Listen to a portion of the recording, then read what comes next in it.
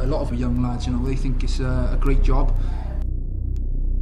You can't always practice for something that comes out of the blue. So we try, but something will always catch you out. We do a lot of drills to prepare ourselves for what we may encounter, but then when you do see what you may be going to, it's completely different. They often think it's not going to happen to them, or it happens to the neighbours, or something they see on television, but still the figures prove that throughout people's life that they or their family are going to have a fire.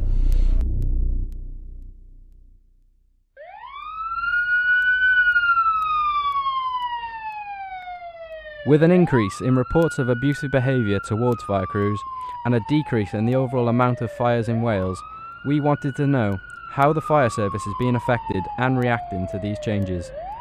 We spent 3 days with Cardiff Central's Blue Watch to find out. Don't answer it because there's going to be murders in here now. We're going to have to sit down and watch meeting. Everyone want a brew? Becoming a firefighter has never been harder. The Welsh Fire Service employs just over 2,300 full-time staff, but receives a staggering 1,500 applications a year. We were with firefighters Nathan and Tex as they talked about some of the entry requirements with some visiting volunteer firemen from Slovenia. It's a lot more what you write on the application form, to be honest. It's like they give you 3 main questions. I think one's basically how you deal with diversity in the community. Another one's how you've shown you've been part of a team in the past. What's the other one, Tex? One of the ones I was to do with like bullying and harassment. How you deal with situations. You can talk about it. Yeah, if you thought someone was being bullied, what would you do? Would you sort of like defend him? Or have an instinct to help. Yeah, I suppose. Yeah. We then spoke to the Watch's newest member, firefighter Tommy Walsh, on his experience in the fire service so far. Brilliant. Yeah, it's been really good. There's a really helpful bunch of guys, really friendly, good banter. It's really good. Yeah. There's a couple of silly things that I've done that have been noted. Forgot my helmet on one job. Went to bed then in the night and then my helmet was on my pillow. But we finished the course, 12-week course, and then came onto the station. And it's ongoing then, basically like drills like we did on the yard then.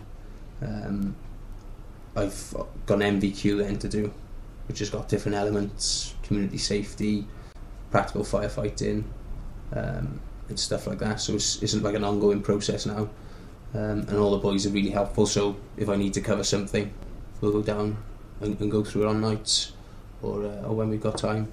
But everything really I'm doing is geared towards that and learning the job basically.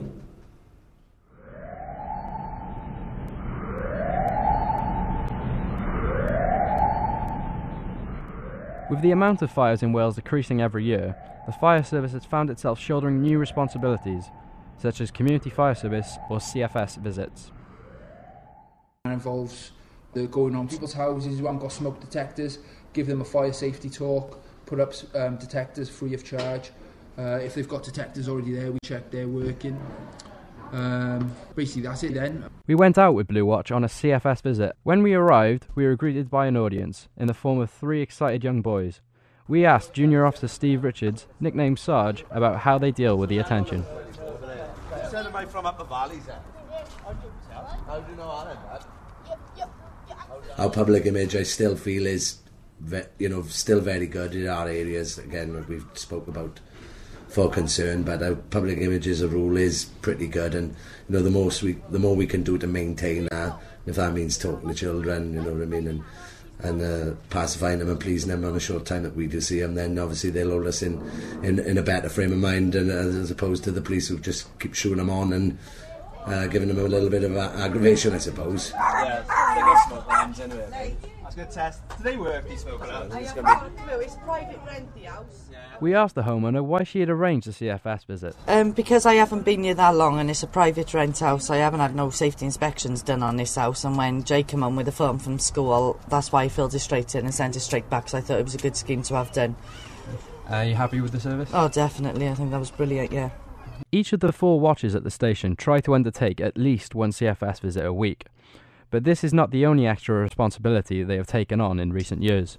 Our spectrum now broadens from anything that's rescue. Sadly, on the advent of terrorism, any sort of major incident involving terrorism, the fire service deal with. We do all the initial work in relation to RTCs, anything to do with chemicals, anything to do with railways, anything to do with airplanes, and that's the level of training that it now requires, that we've got to cover any sort of rescue eventuality and fire eventuality and accident eventuality. Not just fires, which the general public seem to sort of persona us with then, you know. In recent years, there has been an upturn in abusive behaviour towards the fire service. From 2007 to 2008, 73% of fires were started deliberately, and there were nearly 5,000 malicious false alarm calls during the year. We spoke to station manager Andy Codd about their experiences and how it affects them as firefighters. Over the last year, this watch alone has received everything from bricks, glass bottles, food, excrement thrown at it at various instances. We've had instances where, should we say, what we call presents have been left for us at instance, which include containers of flammable liquids, containers of gases, which go off as we're trying to deal with the incident itself. No, the majority of people still regard us as someone who's doing something for the good. We're still generally welcomed with open arms, we're still treated well. It's like in any society, there's always a small section that causes a problem, and whereas before we weren't affected by them, now unfortunately we come into the same banner as the police and other agencies. Taking all that into account, we then simply ask them why they still do what they do. That's a good thing with this job, you know, you get to work with, coming in as a new boy, you get to work with a lot of the older fellas and they pass down all their experience to you, you know, and it's basically all about teamwork, yeah, not just an individual thing. There's an enormous sense of satisfaction and fulfillment. You have to be a certain kind of person who basically, although some of the guys might not say it or even consciously acknowledge it, you have to want to help people. And it makes it's the best job in the world, round pegging around all I am, fit the bill perfectly, and I said I don't really want to be doing anything else, you know, happy man to come to work every day.